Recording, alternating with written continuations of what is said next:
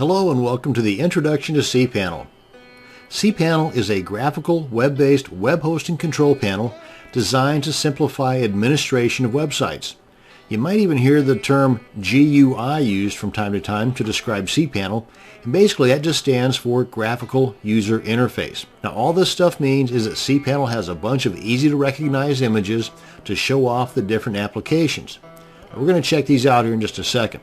Now, I'm going to guess that you already have a domain name and a web hosting account, and that web hosting account offers CPanel and not plesk or some other type of custom control panel. Now, you can access your CPanel control panel a couple of different ways, but you're going to need to go to your browser, and in this instance, you're going to enter your domain name /CPanel, that's CPanel, and then we're going to log in with the username and password that was sent to us by our web hosting company in that first email we got when we first bought the service. Let's go ahead and do that first. Now I've got two different tabs here because these two tabs represent two different web hosting companies that I use. And that's going to demonstrate the different look or the different applications available depending upon the web hosting company you use. So in this case, we've got our domain name in there, /. Well, you'd think I've done this before. And then type in CPanel. And had I not just logged in earlier, I would have been presented with a login box. Let me go ahead and log out like this. And in this case, I would enter the username and the password that I received in that initial email from that web hosting service. Now, as you can see up here in the browser bar, we've got this little padlock and the HTTPS. That signifies that we are logged in securely. Now let's do the same thing over here, and a different way to log in is you type in the domain name in the browser bar like we've got there, and instead of a / in CPanel, we put a colon, that's the two dots, and then a number, either 2082, that's the unsecure login, or 2083, like this, and that's the secure login method. So let's try the 2082. And we're presented with a box, and even this one looks a little bit different than the box presented to us on that other company. And here we are.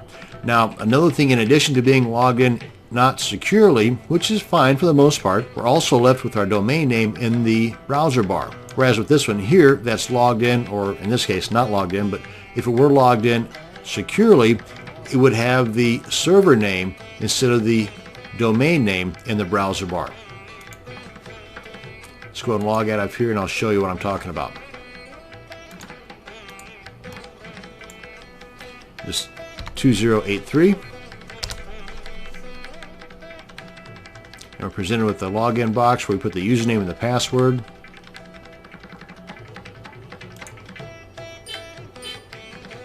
Log in.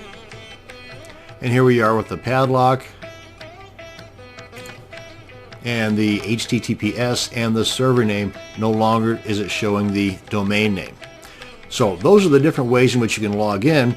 Now another way, which really isn't a way that's used very often, at least ways by me, and that is by using the IP address that is initially given to you when you first sign up with that hosting account. Because whenever you first sign up with a hosting account, you're providing them, for the most part, with a domain name that they can then attach to that hosting account. Now, instead of that domain name being immediately accessible to that hosting account, because it's got to propagate, as they call it, through the internet first, which can take a couple of days or so, instead of waiting for that, they give you, they being the web hosting company, give you an IP address that you can use to log in. Now, no matter how you log in, you're going to be presented with the same homepage, the same interface. And what's going to be different, though, whether you're logged in securely or not, let's go ahead and log into here real quick. So whether you're logged in not securely or securely, you're going to be presented with the same front page, the same interface.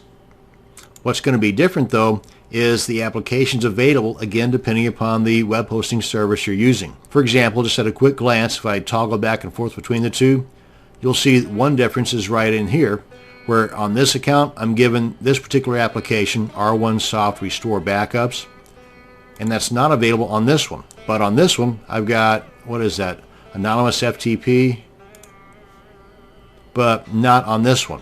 No Anonymous FTP on this one. So again, it just depends. The thing though is that if you see an application or you encounter an application either through this video or another video or some other means, and it's something that you might be interested in using, simply contact your web hosting company and tell them, hey, what's the worst that's going to happen? They'll say no. But a similarity between cPanels, no matter what hosting account you're going to have, is the setup. You're going to have different panels with these different applications here. And on the left side, you're going to have a column of information, the stats, and you're going to have frequently accessed areas, which you can zip to by just clicking on the links here. These are areas that I've been frequently accessing, and you can do a search here, and there might be some notices in here too. Basically, I find this is more of an advertising area than anything else for the web hosting company. But under the stats here, be familiarized with what is available here, because in some scripts that you're going to use, they might require you to know the path to SendMail or the path to Perl. So at least ways now you know where it is. You may not have to ever know what it is, but at least now you know where it is in case you need to know. And you can collapse those stats, which is usually the case by default. Now over here under the different panels you've got, you can drag these back and forth to your own personal preference. So speaking of preferences, if you find that you never use this one, stick that puppy down at the very bottom. Put one of the more frequently accessed panels closer to the top. Again, just for convenience, just for personal taste. Totally up to you. And you can also collapse these guys just to get them out of the way, like so. And that's going to bring us to the end of this video on an introduction to cPanel. Thank you very much for watching, and you have a great day.